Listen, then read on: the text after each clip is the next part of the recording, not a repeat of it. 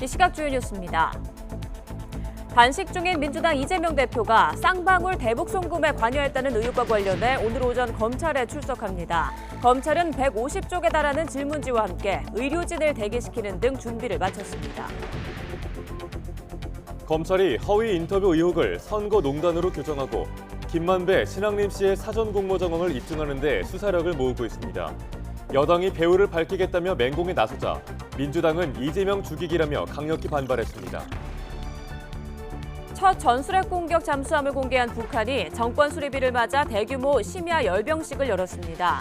김정은 위원장의 방러 여부가 주목되는 가운데 12일쯤 양국 정상회담이 이뤄질 것이란 관측이 나오고 있습니다. 대전에서도 초등학교 교사가 극단적인 선택을 해 숨졌습니다. 앞서 근무한 학교에서 악성 민원에 시달리고 아동학대 혐의로 고소까지 당했던 걸로 파악됐습니다. 홍콩에 139년 만에 기록적인 폭우가 쏟아지며 도시 기능이 마비됐습니다. 당국의 부실 대응이 도마 위에 오른 가운데 피해 규모가 1억 달러에 이를 것으로 추산됐습니다. 네, 굿모닝 YTN 2부 이어갑니다. 쌍방울 대북 송금 의혹과 관련해 이재명 더불어민주당 대표가 오늘 오전 10시 반 수원지방검찰청에 출석합니다. 검찰은 이 대표가 지난 2019년 김성태 전 쌍방울 회장이 북한에 800만 달러를 대납하는 과정에 관여한 걸로 보고 제3자 뇌물 혐의로 입건했습니다. 이에 대해 이 대표는 검찰의 소설이라며 혐의를 전면 부인하고 있습니다. 이 대표 조사를 앞둔 검찰은 김 전 회장의 진술과 국정원을 압수수색해 확보한 자료 등 150쪽에 달하는 질문지를 준비하고 있는 걸로 알려졌습니다. 또 검찰은 단식 열흘째인 이 대표의 건강 상황을 고려해 검찰청사에 의료진과 구급차를 대기시킬 예정입니다.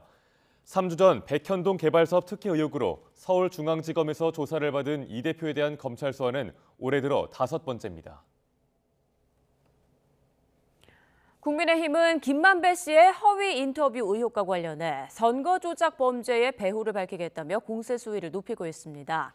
이에 민주당은 여권이 이재명 대표 죽이기에 나섰다며 강하게 반발했습니다. 손효정 기자입니다.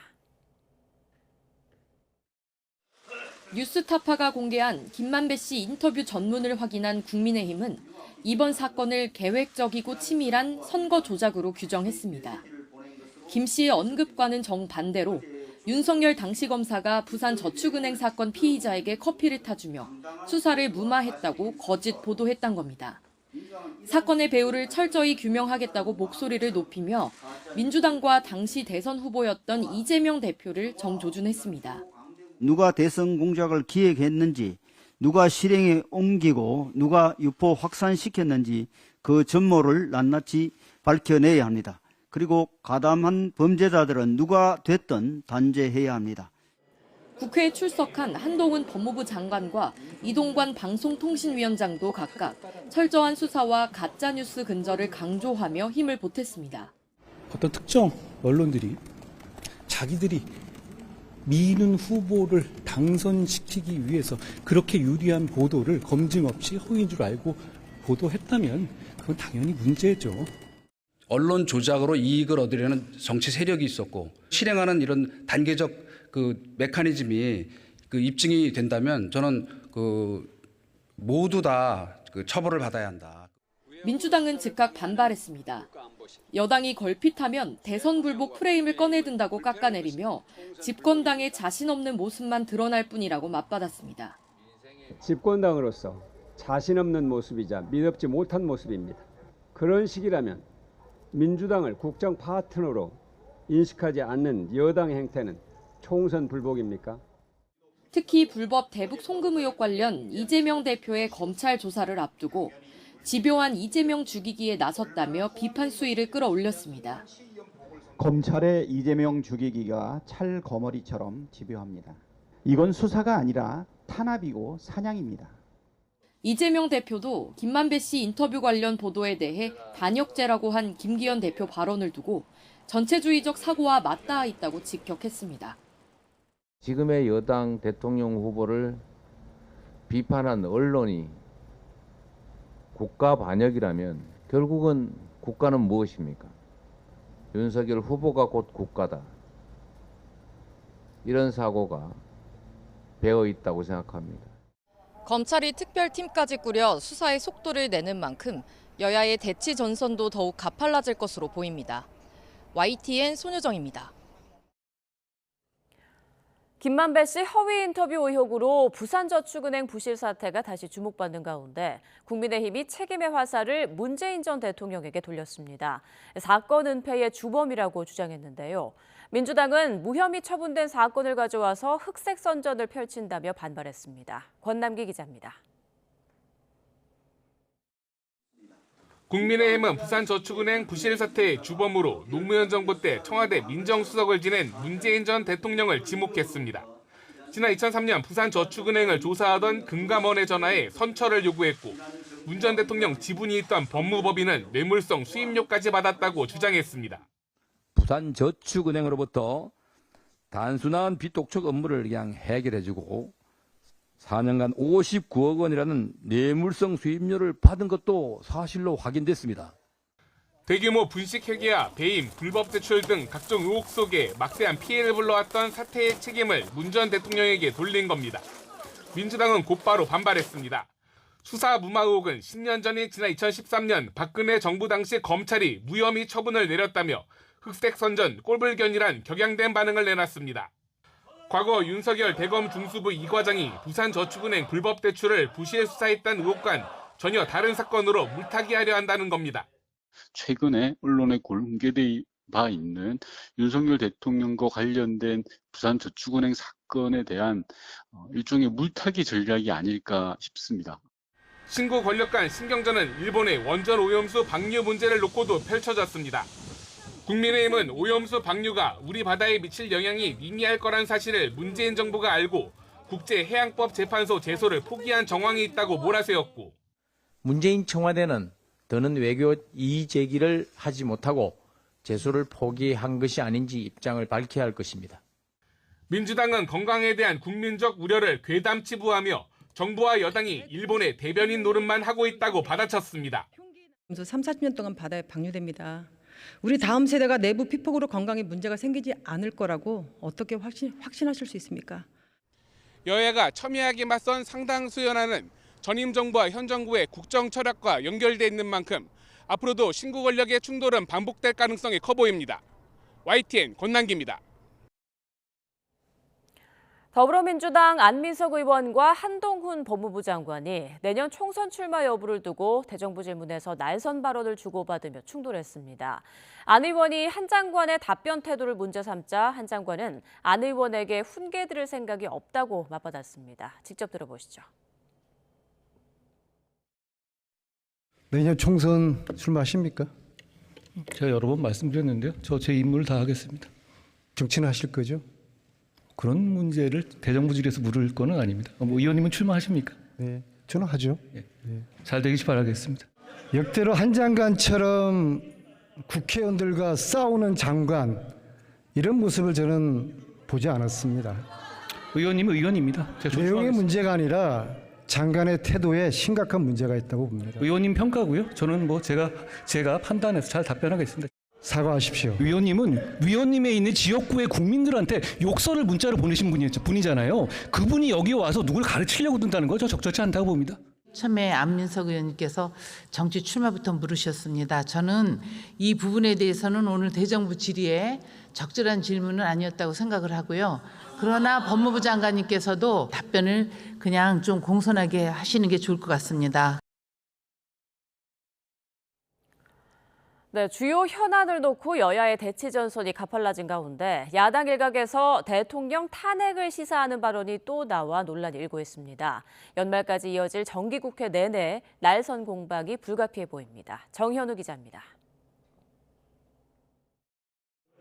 나흘 동안 이어진 대정부 질문 마지막 날 야당 중진 의원은 초반부터 심리적 탄핵이란 말로 포문을 열었습니다. 윤석열 정부 출범 이후 1년여 만에 야만의 시대가 됐다는 겁니다.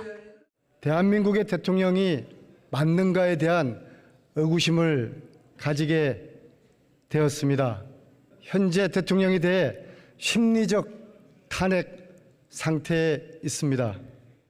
외교 안보와 경제 그리고 각종 민생 현안까지 현 정부가 실정을 일삼고 있다는 취지인데 정부는 강하게 반발했습니다. 민생을 챙기고 그리고 국가가 안전하도록 재정 건전성을 챙기는 그러한 정부는 저는 대단히 잘하고 있다고 생각하는 정부라고 생각합니다. 특히 대통령 탄핵을 시사하는 주장이 또 제기되자 여당에선 더 강하게 대응해야 한다는 기류까지 읽히고 있습니다. 앞서 탄핵 가능성을 언급한 민주당 30의원을 국회 윤리위에 제소한 당일 유사한 발언이 야당에서 또 나왔기 때문입니다. 탄핵을 해야 된다는 말을 여러 번 반복했습니다. 명확한 지적도 없이 그냥 묻지마식으로 던지고 보는 그런 행태를 또 반복했고, 탄핵 시사를 둘러싼 여야의 신경전은 다른 쟁점 현안을 놓고도 펼쳐졌습니다. 김만배 씨 허위 인터뷰 의혹, 일본의 원전 오염수 방류 외에 특히 최상병 순직 사건 수사 외압 의혹이 전국의 내관으로 떠올랐습니다. 민주당은 특검 도입을 당론으로 채택한 데 이어 국방부 장관을 해임하지 않으면 탄핵을 추진하겠다고 윤 대통령에게 경고했습니다. 진실 은폐 시도로 저희들은 규정합니다. 특검 추진과 별개로 윤석열 대통령이 이종섭 국방장관을 즉각 해임할 것을 요구합니다.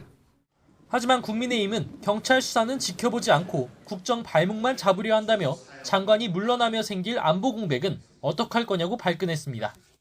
제1야당이 앞장서서 안보 공백을 자초하겠다는 초유의 일이 벌어진 것입니다. 북한이 좋은 일을 앞장서서 하겠다는 민주당은 대체 어느 나라 정당인지. 대정부 질문으로 정기국회 전초전을 마친 여야는 곧이어 국정감사와 예산심사 일정 등을 숨가쁘게 소화할 예정입니다. 여야 간 감정의 골이 워낙 깊은 터라 21대 국회 마지막 정기국회도 순탄치 않을 거란 우려가 커지고 있습니다. YTN 정현우입니다. 동남아 순방 중인 윤석열 대통령이 오늘부터 주요 20개국 G20 정상회의 일정을 소화합니다. 윤 대통령은 인도 뉴델리에서 열리는 G20 정상회의 3개의 세션 가운데 오늘은 첫 번째 세션인 하나의 지구에 참석해 기후변화 문제의 심각성을 지적하고 국제사회의 강력한 연대와 협력을 촉구할 예정입니다. 특히 기후위기 극복을 위한 우리나라의 책임과 기여에 대해 말하며 기후 취약국에 대한 재정 지원 확대와 녹색기술 확산에 대한 약속을 소개한다고 김태효 국가안보실 1차장은 설명했습니다. 이외에도 윤 대통령은 오늘만 6개 나라 정상과 릴레이 양자회담을 열고 2030 부산 엑스포 유치를 위한 외교 총력전을 이어갈 계획입니다. 북한이 정권 수립 기념일을 맞아 심야 열병식을 개최했습니다. 지난 2021년에도 같은 날 내부 결속용 행사로 열병식을 치렀는데 이번에도 비슷한 규모로 치러진 걸로 보입니다. 이제 관심은 열병식 직후 김정은 위원장이 러시아를 방문할 것인지에 쏠리고 있습니다. 조수연 기자가 보도합니다. 2년 전인 2021년 9월 9일 북한은 정권 수립 73주년 기념 심야 열병식을 개최했습니다. 당시 북한은 민간 및 안전무력 열병식을 진행한다고 밝혔는데 우리의 예비군격인 노동저위군과 교도대, 경찰 성격의 사회안전군 등이 주축을 이뤘습니다. 17세 이상 60세 이하의 남성과 30세 이하의 여성으로 구성된 노동저위군은 570여만 명에 이릅니다.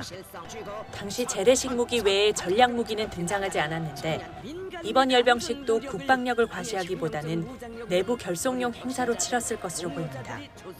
다만 올해가 정권 수립 75주년으로 북한이 중요시하는 5년마다 돌아오는 정주년인 만큼 전술핵 잠수함 등을 거론하며 핵무력 강화 의지를 거듭 강조했을 것으로 관측됩니다. 열병식보다 더 관심을 끄는 건 열병식 직후 김정은 위원장이 러시아를 방문할지 여부입니다.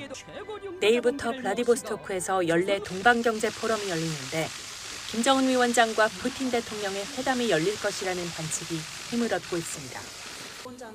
회담이 열린다면 북한은 러시아에 무기를 공급하고 러시아는 북한의 첨단 핵기술을 이전하는 문제가 논의될 수 있다는 전망이 제기됩니다.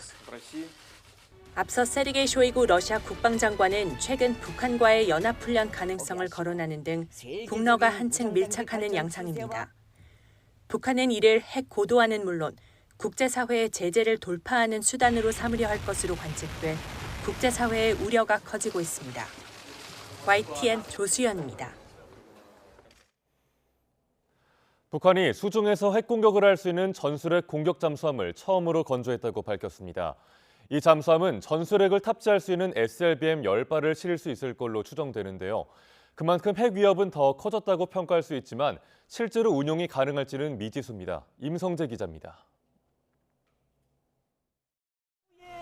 북한 관영 매체가 보도한 전술핵 공격 잠수함 김군옥 영웅함입니다. 가장 눈에 띄는 건 비정상적으로 높게 솟은 미사일 데크. 함교탑 뒷부분을 확장해 만든 것으로 보이는데 위로는 수직 발사관 10개가 보입니다. 4개는 최대 사거리 2000km SLBM, 북극성 3형 등을 발사할 수 있을 것으로, 나머지 6개는 사거리 600km 미니 SLBM, 화성 11 CO 등을 장착할 수 있을 것으로 추정됩니다. 전술핵을 탑재할 수 있는 다량의 SLBM을 실을 수 있다는 점을 과시하려는 의도로 풀이됩니다. 미사일 데크가 너무도 비정상적으로 크게 만들어져서 잠수함의 함교보다도 훨씬 더 커지는 기이한 형상으로 만들어져 있다는 것이죠. 잠수함 자체의 기동성뿐만 아니라 정숙성에 영향을 미쳐. 하지만 이 잠수함이 실제 기동할지, 정상적으로 미사일은 발사될지 아직 알 수 없습니다. 군은 외형을 분석한 결과 정상적으로 운용할 수 있는 모습은 아닌 것으로 판단한다고 분석했습니다. 조만간 북한이 새 전술핵 공격 잠수함으로 시험 발사에 나설 것이란 관측이 나옵니다. 진수 이후에 기동성, 안정시험, 그다음에 사망시험 이런 모든 시험 절차를 다 거치고 나서 무장 발사 시험을 해봐야 되는데, 특히 SLBM을 탑재는 하지만은 시험 발사도 안 해보고 현 상태에서 정상 작동한다 얘기를 할 수 없어요. 전술핵 공격 잠수함을 시작으로 김정은 국무위원장은 원자력을 동력으로 오랜 기간 잠항할 수 있는 핵추진 잠수함도 건조할 것이라고 공언했습니다. 다음 주로 예상되는 북러 정상회담을 통해 러시아에 포탄 등 무기를 제공하는 대신 관련 기술을 전수받을 가능성이 더 커졌습니다. YTN 임성재입니다. 일본이 북한의 신형 잠수함 공개에 대해서 북한의 군사 동향이 한층 더 중대하고 임박한 위협이라고 강조했습니다. 이와 관련해 기시다 후미오 총리는 이번 G20 정상회의에서도 북한의 위협을 적극 부각시키며 방위력 강화의 명분을 쌓아갈 걸로 보입니다. 도쿄에서 김세호 특파원의 보도입니다. 북한이 자칭 신형 전술핵 공격 잠수함을 공개하자 일본은 정부 차원에서 중대한 관심을 갖고 정보 수집과 분석에 나서고 있다고 밝혔습니다. 특히 탄도미사일 발사를 위한 다양한 플랫폼을 활용해 사전 탐지를 피하고 기습 공격을 강화하기 위한 일환으로 보고 있습니다. 일본은 잠수함에 대한 구체적인 언급을 피하면서도 자국 안보의 위협이라는 점을 거듭 강조했습니다.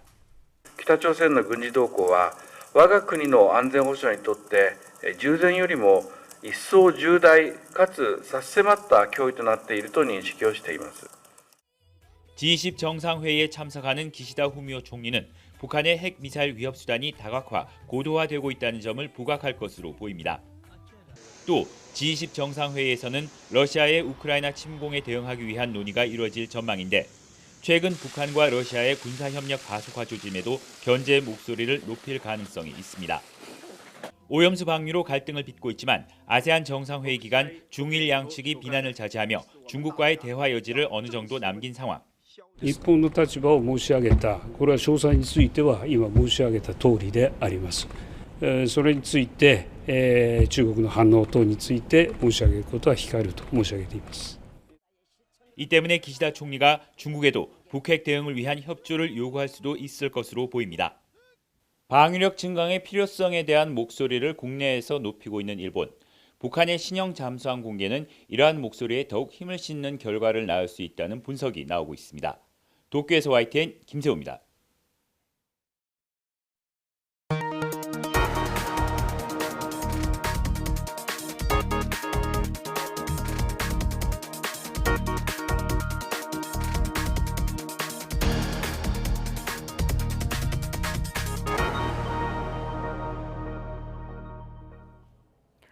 윤석열 대통령의 처남인 김모 씨가 경기 양평 공흥지구 개발 부담금을 적게 부담하기 위해 그림판을 이용해 문서를 위조한 것으로 드러났습니다. 더불어민주당 김의겸 의원실이 수원지방검찰청 여주지청에서 확보한 공소장을 보면 공흥지구 개발 시행사의 실소유주인 김 씨가 개발 부담금을 줄이기 위해 개발 비용 산정을 담당하는 용역업체 대표 등과 공모한 것으로 나타났습니다. 검찰은 김 씨 등이 공흥지구 공사장과 18.5km 떨어진 경기 광주시의 사토장에서 토사를 운반한 것처럼 서류를 위조해 개발 부담금을 줄이려 한 것으로 판단했습니다. 또 이 과정에서 김 씨 등이 그림판을 이용해 토사 운반업체의 도장 이미지를 도용했다는 내용 등도 공소장에 포함됐습니다.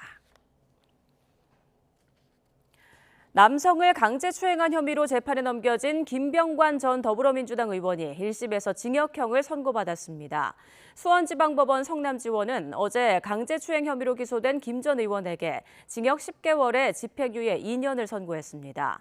또 40시간의 성폭력 치료 프로그램 이수를 명령했습니다. 김 전 의원은 의원으로 재직하던 지난 2019년 경기 성남시에 있는 한 식당에서 동석한 남성 A씨에게 강제로 입을 맞추는 등 강제추행한 혐의를 받습니다. A씨가 재작년 12월 김 전 의원을 고소하면서 경찰 수사가 시작됐고 경찰은 5달 만인 지난해 5월 김 전 의원을 송치했습니다. 지난 5월 국회를 통과한 전세 사기 특별법이 오늘로 시행 100일을 맞습니다. 하지만 피해자들은 법에서 정한 피해자 요건이 까다로운 데다 피해자로 인정받더라도 지원 대책에 사각지대가 많아 여전히 일상을 회복하지 못하고 있다고 호소하고 있습니다. 임혜진 기자입니다. 올해 초부터 전세 사기 피해자 5명이 잇따라 목숨을 잃은 가운데 지난 5월 전세 사기 특별법이 진통 끝에 국회 본회의를 통과했습니다. 그러나 피해자들은 법률 시행 석 달이 지난 지금도 크게 달라진 건 없다고 말합니다. 집주인이 숨진 뒤 유족이 상속을 포기하면서 보증금 2억 7천여만 원을 돌려받지 못한 박모 씨. 구제받을 수 있는 피해자로 인정받았는데 막상 대출을 받으려 하자 오피스텔은 주거용이 아니라서 대상이 아니라는 안내를 받았습니다. 모든 대출 디딤돌이나 승리보금자리론 같은 거 봐도 공구상 주택으로 돼 있는데 주택법을 보면 오피스텔은 업무용 시설이라 주택이 아니라 안 되더라고요. 박 씨가 빌린 비주거용 오피스텔 말고도 신탁주택이나 근린생활시설, 불법 건축물 역시 대출이나 우선 매수권에 제한이 있어 구제의 사각지대에 놓여 있습니다. 또 법에서 정한 문턱이 높아 많은 이들은 피해자로 인정조차 받지 못하고 있습니다. 전세 사기 특별법에서 요구하는 다수의 피해와 임대인 기망 의도를 개인이 입증하는 게 쉽지 않기 때문입니다. 특별법 시행 100일을 하루 앞두고 전국의 전세 사기 피해자들이 용산 대통령실 앞에 모였습니다. 정부가 나서 피해자들의 보증금을 구제한 뒤 나중에 회수하는 식의 대안이 필요하다고 목소리를 높였습니다. 현행법처럼 운영하면 전세 사기 피해자들이 보증금 피해를 당하고 일부 회수를 하기 위해서 오랜 기간 동안 전세 대출을 갚느라 허리가 휠 수밖에 없습니다. 따라서 원하는 피해자들에게는 보증금 선구제 프로그램을 제공해야 합니다. 또 공공임대주택 공급을 확대하고 최우선 변제금도 못 받는 피해자에게 주거비를 지원하는 내용 등을 담아 특별법을 보완 개정하라고 국회와 정부에 촉구했습니다. YTN 임혜진입니다. 교사가 스스로 세상을 져버린 안타까운 사건이 대전에서도 일어났습니다. 숨진 교사는 앞서 근무한 학교에서 악성 민원에 시달리고 아동학대 혐의로 고소까지 당했는데요. 재판에서 학대 혐의는 벗었지만 최근 서희초 사건을 접하면서 많이 괴로워했던 것으로 전해졌습니다. 이상곤 기자입니다. 대전의 한 초등학교 정문 앞에 조화가 배달됩니다. 여기서 근무하다가 올해 초 다른 학교로 간 40대 교사가 극단적인 선택을 하려다 발견돼 병원에 옮겨졌지만 끝내 숨졌습니다. 숨진 교사는 그동안 서희초 추모 집회에 대부분 참석했고 지난 4일 공교육 멈춤의 날에도 병가를 냈던 것으로 전해졌습니다. 유족은 숨진 교사가 지난 2019년부터 학생 지도를 두고 일부 학부모들의 악성 민원에 시달렸다고 말했습니다. 이 과정에 아동학대로 고소당했고 교권보호위원회 개최를 요청했지만 받아들여지지 않은 것으로 알려졌습니다.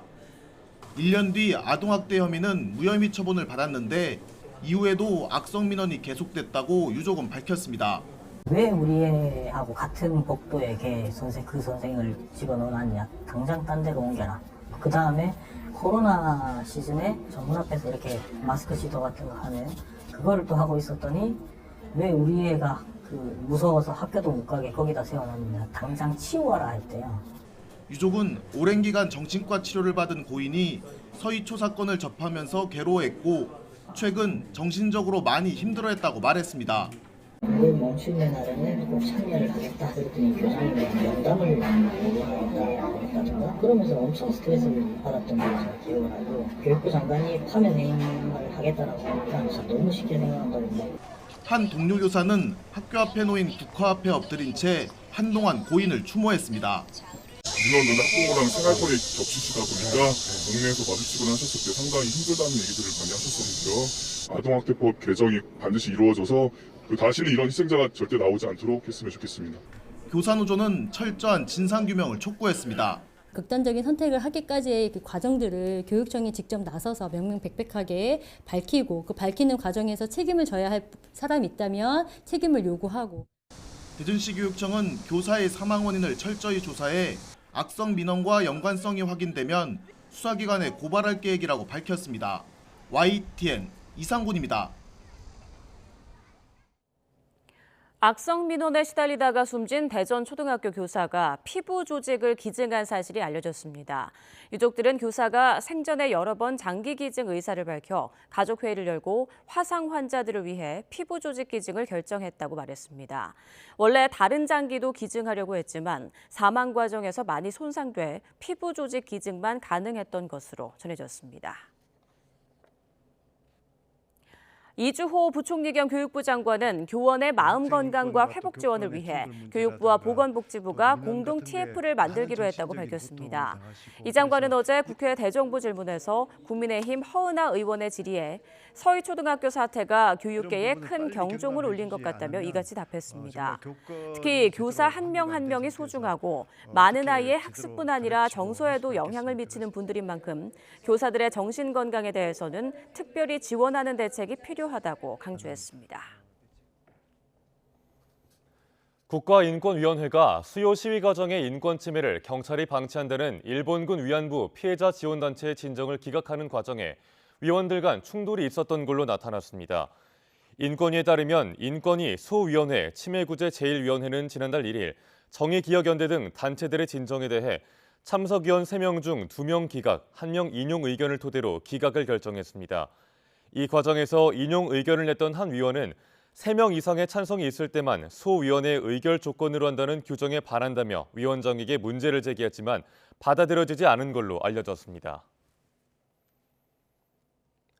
포럼 조직을 이용한 사전 선거운동 혐의 등으로 재판에 넘겨진 하윤수 부산시 교육감에게 1심 법원이 당선 무효형에 해당하는 벌금 700만 원을 선고했습니다.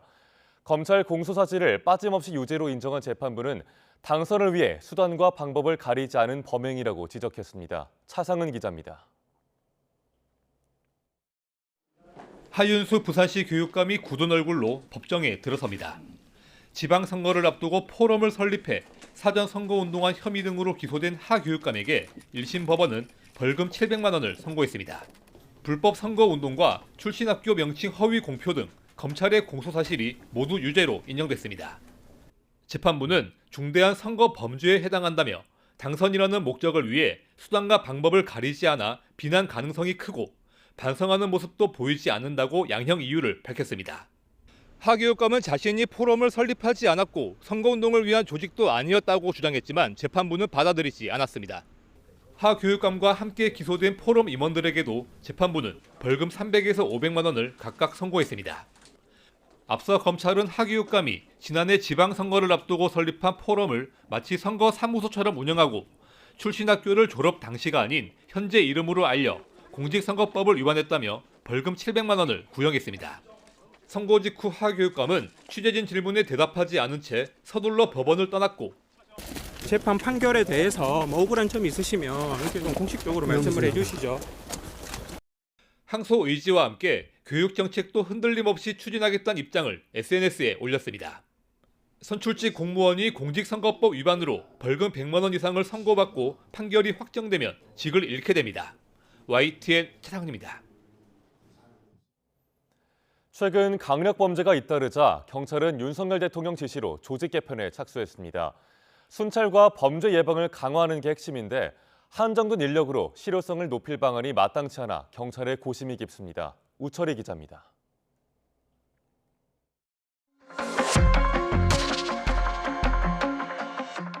흉기 난동과 성폭행 등 강력 범죄가 잇따르자 지난달 말 윤석열 대통령은 경찰의 조직 개편을 지시했습니다. 핵심은 지구대와 파출소로 대표되는 지역 경찰의 순찰과 범죄 예방 능력을 끌어올리는 겁니다. 최근 묻지마 범죄에 근본적으로 대응하기 위해 경찰 조직을 철저하게 치안 중심으로 구조 개편하고 예산 배정도 조정하겠습니다. 경찰은 행정안전부와 조율을 통해 개편안 마련에 주력하고 있습니다. 관건은 인력 증원이 어려운 상황에서 어느 곳에 마른 수건을 쥐어짜 지역 경찰을 보강하느냐입니다. 본청과 시도경찰청의 내근 인력 1,000명을 지구대와 파출소에 보내는 방안이 유력한 가운데 외국인 관련 범죄를 맡는 외사국을 다른 곳에서 흡수하는 등 부서 통폐합 논의도 이뤄지고 있습니다.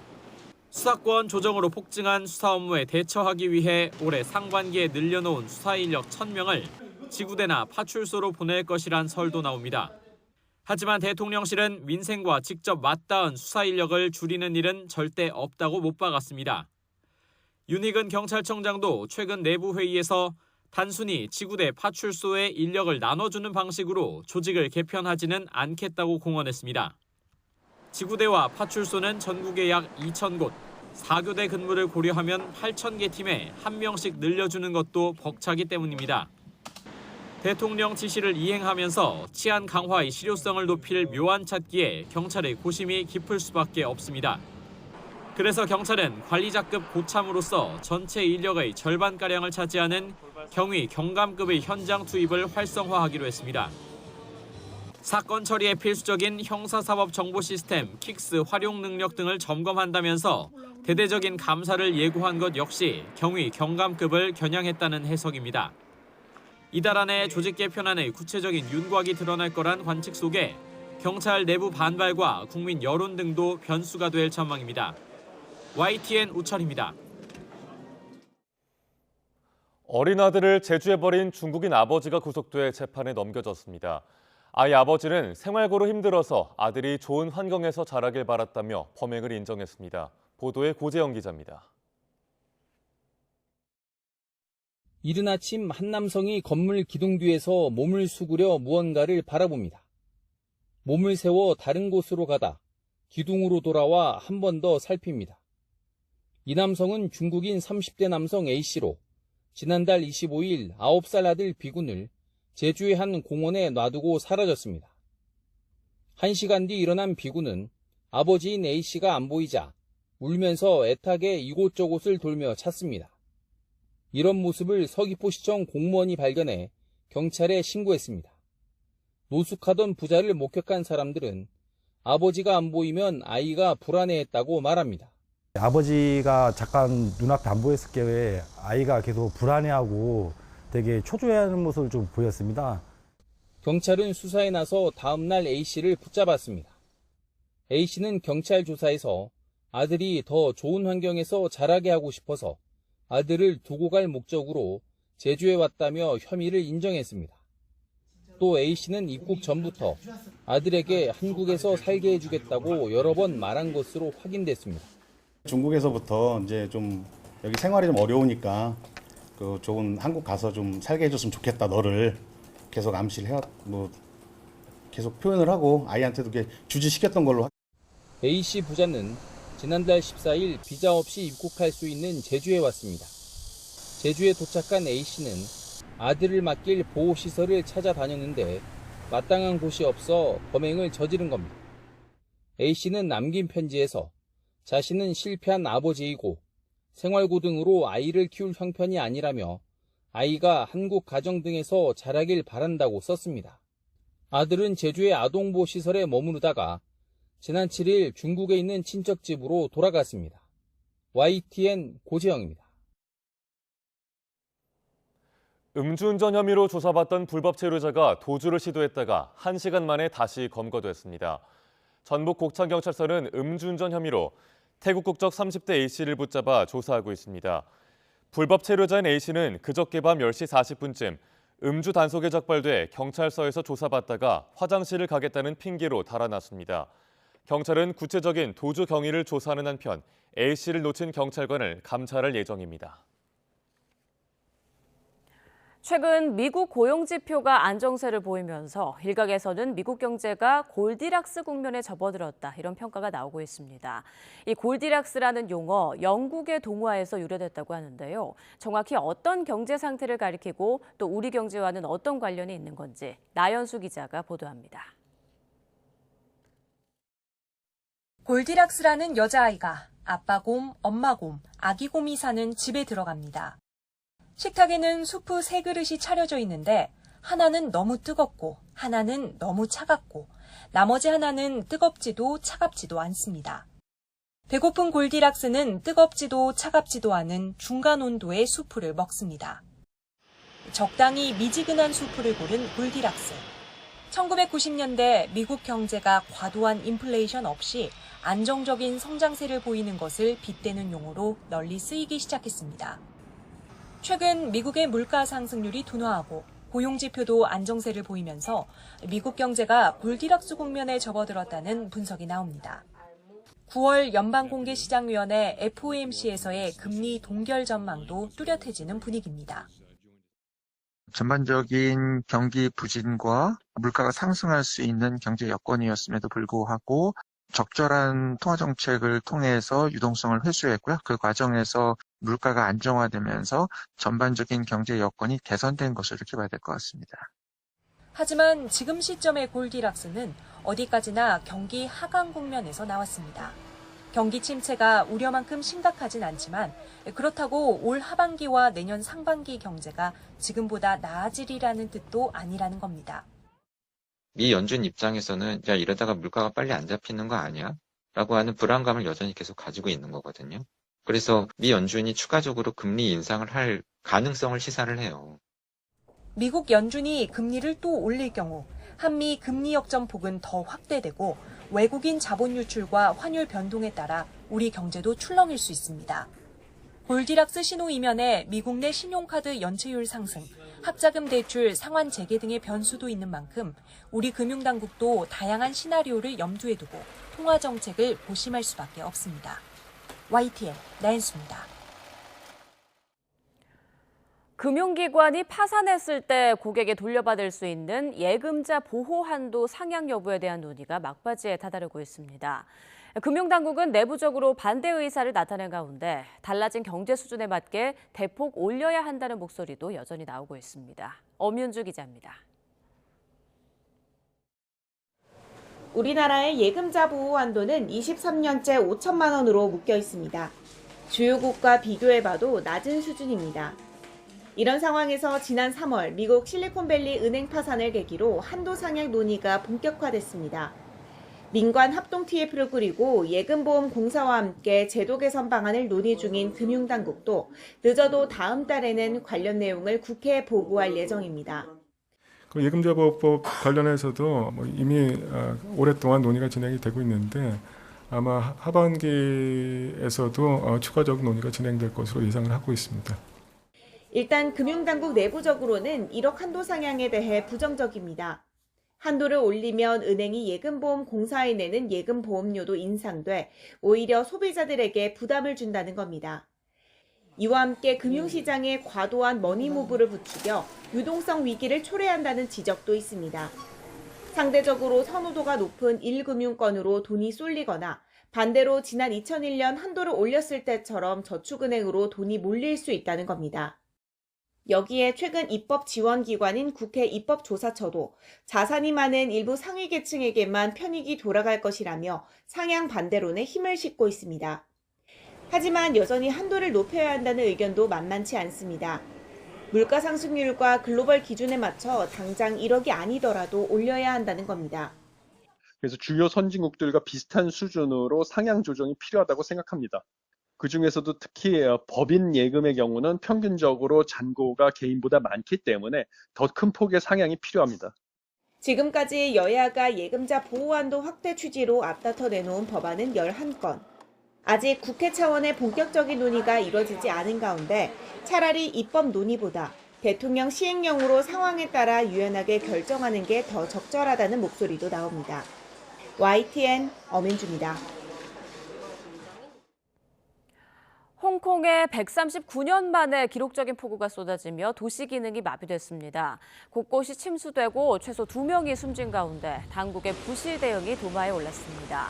홍콩 천문대는 7일 밤 11시부터 1시간 동안 158mm의 폭우가 쏟아졌다며 폭풍 후 최고 단계인 흑색 경보를 2년 만에 발령했습니다. 천문대는 이 같은 강우량은 기록이 남아있는 1884년 이후 최대라고 밝혔습니다. 홍콩 당국은 어제 기자회견에서 24시간 동안 1년치 강우량의 4분의 1에 해당하는 총 600mm 이상의 비가 홍콩 곳곳에 쏟아졌다고 밝혔습니다. 프로야구 선두 LG가 기아를 12대2로 크게 이기고 70승 고지를 밟았습니다. 선발 김윤식이 6회 투아웃까지 한 점만 내주는 호투를 펼치는 동안 LG 타선은 12개 안타와 9개 사사구를 묶어 대거 12점을 뽑아냈습니다. 단일 시즌으로 치러진 33번의 시즌 중 70승을 선점한 팀이 정규리그 우승을 차지한 건 25번으로 75.8%에 이릅니다. 2위 KT도 대타로 나와 말홈런을 터뜨린 강백호의 활약을 앞세워 SSG를 16대7로 대파했습니다. 2군에 머물다 지난 8일 1군에 합류한 강백호는 복귀 후 4번째 경기만의 첫 안타를 말홈런으로 장식했습니다. 두산은 삼성과의 난타전 끝에 9회 말에 터진 박계범의 끝내기 결승타를 앞세워 8대7로 짜릿한 역전승을 거뒀습니다. 대형 혹등고래가 한강에 등장했습니다. 길이는 25m, 실제 크기와 거의 비슷합니다. 지느러미와 꼬리를 유유히 움직이고 물도 힘차게 내뿜습니다. 인기 드라마 이상한 변호사 우영우에서 영감을 얻은 고래 조형물입니다. 시민들은 신기한 듯 쳐다보며 열심히 사진으로 담습니다. 넷플릭스 시리즈 오징어 게임의 술래 로봇 영희와 K-웹툰 유미의 세포들에 나오는 이성세포 조형물까지 K 콘텐츠를 상징하는 조형물들은 이번 달 말까지 한강 세비섬 일대에서 만나볼 수 있습니다. 토요일인 오늘 서울 여의도 한강공원에 천여 개의 종이 비행기가 하늘을 가르는 진풍경이 펼쳐집니다. 서울시는 오늘 오전 11시부터 오후 6시까지 여의도 한강공원에서 한강 종이비행기 축제를 연다고 밝혔습니다. 종이비행기 날리기 대회는 전국 49개 지역에서 온 천여 명이 참가하는 개인대항 멀리 날리기와 오래 날리기, 총 100가족이 참여하는 가족대항 대형 종이비행기 착륙시키기로 나뉩니다.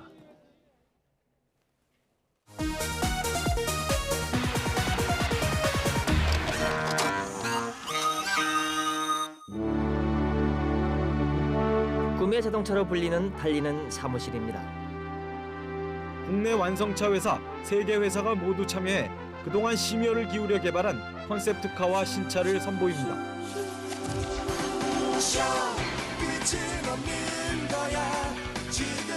참가 업체들의 이벤트 경쟁도 이번 전시에서 빼놓을 수 없는 볼거리입니다.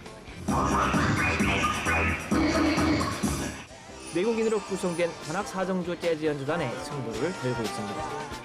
배트맨이 타고 다닌 자동차는 포드 8기통 5000cc급 엔진을 달았고 전화기와 텔레비전, 낙하산 등이 장착되어 있습니다.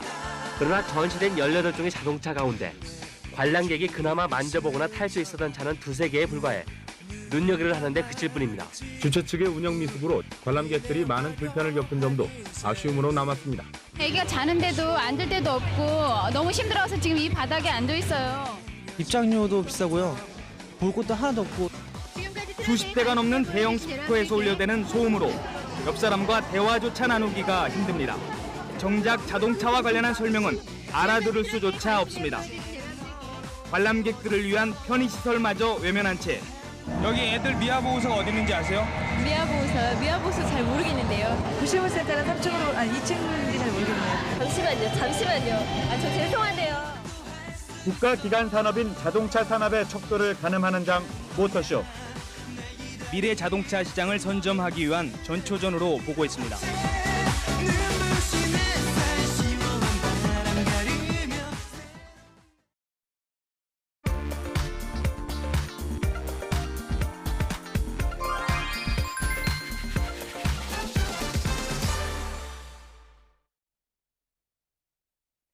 아직 낮엔 시원한 바닷바람이 생각나는 날씨죠. 이번 주말은 지난 주말에 비해서 교통량이 더 많아질 것으로 예상되는데요. 다음 주말부터는 벌초 차량도 증가해 오늘 어디론가 떠나보시는 것도 좋겠습니다. 다만 벌써 고속도로 곳곳 정체는 시작됐고요. 오전 11시 대가 가장 힘겨울 것으로 전망됩니다. 이 시간대 50번 영동선은 만종분기점에서 새마을, 평창과 대관령 사이 정체가 길어질 것으로 보입니다. 벌써 고속도로 초입구간부터 50번 영동선 막히고 있는데요. 서창에서 월곶까지 2km 구간 정체고요. 마성에서 용인지나 양지터널까지는 8km 구간으로 속도가 뚝 떨어집니다. 52번 광주 원주간고속도로 원주 쪽은 초월 부근에서 2km 구간 막히고요. 60번 서울 양양간고속도로는 양양 쪽으로 초입 구간부터 거의 화도 부근까지 7km 구간 정체입니다. 15번 서양고속도로 외곽 방향도 10km 이상 막히고 있습니다. 아마 오늘 서천과 홍성 쪽으로 꽃게와 대하 즐기러 가는 분도 계실 텐데요. 지금 서서울 요금소와 비봉, 또 서평택과 서해대교 사이로 부분적인 정체입니다. 1번 경부고속도로 외곽 쪽은 한남에서 서초 사이, 신갈분기점 정체고 오산과 남사 사이로도 7km 구간 정체입니다. 아직까지 충청권 상황 많이 어렵지 않지만 25번선은 논산 쪽 남풍새 부근 속도 떨어집니다. 전좌석 안전띠 잊지 마시고요. 고속도로 교통방송이었습니다.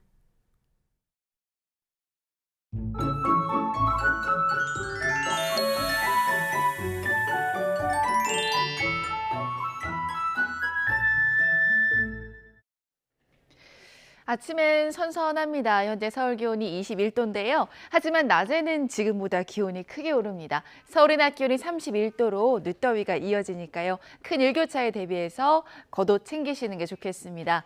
현재 전국이 대체로 맑습니다. 아침까지 안개가 끼는 곳도 있겠는데요. 이 안개는 기온이 오르면서 사라지겠고 오늘 전국에서 맑은 하늘이 예상됩니다. 현재 기온 살펴봅니다. 춘천이 18.3도, 대구가 17.3도고요. 낮에는 서쪽을 중심으로 기온이 크게 오릅니다. 서울이 31도를 비롯해서 세종과 대전 31도, 전주 30도까지 오를 것으로 보입니다. 내일은 제주도에만 비가 오겠고 당분간 맑고 일교차 큰 날씨가 이어질 전망입니다. 날씨였습니다. 네, 굿모닝 YTN 2부 마칩니다. 잠시 후 3부가 이어집니다. 시청해주신 여러분 고맙습니다.